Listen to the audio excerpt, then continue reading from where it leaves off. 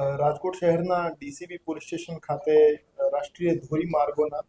બાંધકામ અને જાળવણી શાખાના ઇન્ચાર્જ કાર્યપાલક ઇજનેર દ્વારા એક ફરિયાદ આપવામાં આવેલ હતી, જેમાં હકીકત એવી હતી કે આ કામના જે આરોપી હતા રાજેશભાઈ વ્રજલાલભાઈ હિંગોળ, એ ઇવનિંગ પોસ્ટ નામના પ્રેસના તંત્રી છે. એમના દ્વારા અવારનવાર ફરિયાદીની ઓફિસમાં જઈ ફરિયાદીને ધમકાવવામાં આવતા હતા કે તમે તમારા હેઠળ આવતી દરેક વિભાગીય કચેરીના દર મહિને 10,000 લેખે મને 50,000 કુલ મહિનેના હપ્તા આપો, અન્યથા હું તમારા વિશે નેગેટિવ ન્યૂઝ છાપીશ અને આરટીઆઈ કરીને તમારી અંગત મિલકતની માહિતી કઢાવીને તમારા વિરુદ્ધ એસીબીના ખોટા કેસમાં તમને હું ફિટ કરાવી દઈશ.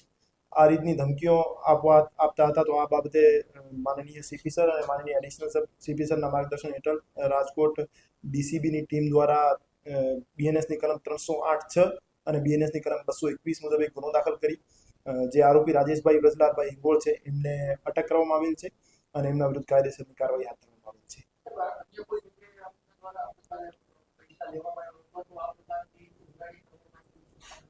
આરોપી દ્વારા ફરિયાદીને અવારનવાર કહેવામાં આવતું હતું કે તમારાથી પહેલા પણ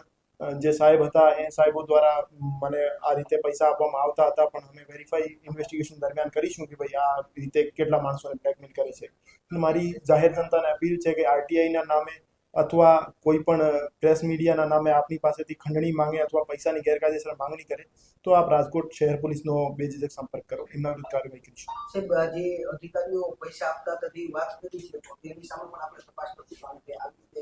આ આરોપી દ્વારા કહેવામાં આવ્યું છે કે મને પૈસા મળતા હતા. ખરેખર મળતા હતા કે કેમ, આ બાબતે અમે તપાસ કરીશું.